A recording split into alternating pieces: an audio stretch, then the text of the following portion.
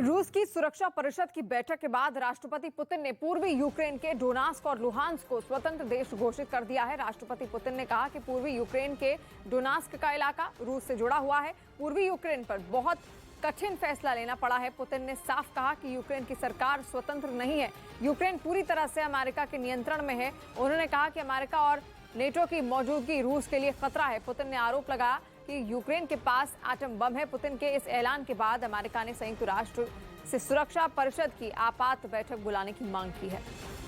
और ब्रिटेन के PM Boris Johnson ने पुतिन के फैसले को अंतर्राष्ट्रीय कानून का उल्लंघन बताया।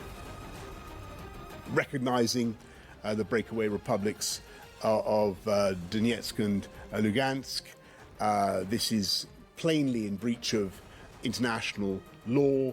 It's a violation, a flagrant violation of the sovereignty and integrity of Ukraine.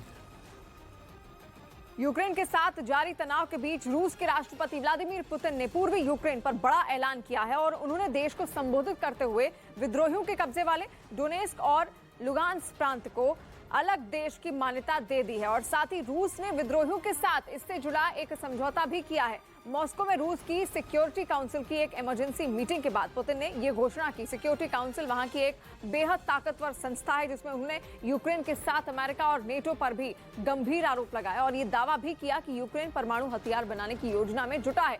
Putin के इस फैसले के कुछ ही घंटे पहले ही विद्रोहियों के कब्जे वाले डोनेस्क प्रांत में आपातकाल की घोषणा कर दी गई थी। मौजूदा हालात में रूस के इस कदम के फौरन बाद यूक्रेन मसले पर आज संयुक्त राष्ट्र सुरक्षा परिषद की आपात बैठक बुलाई गई है।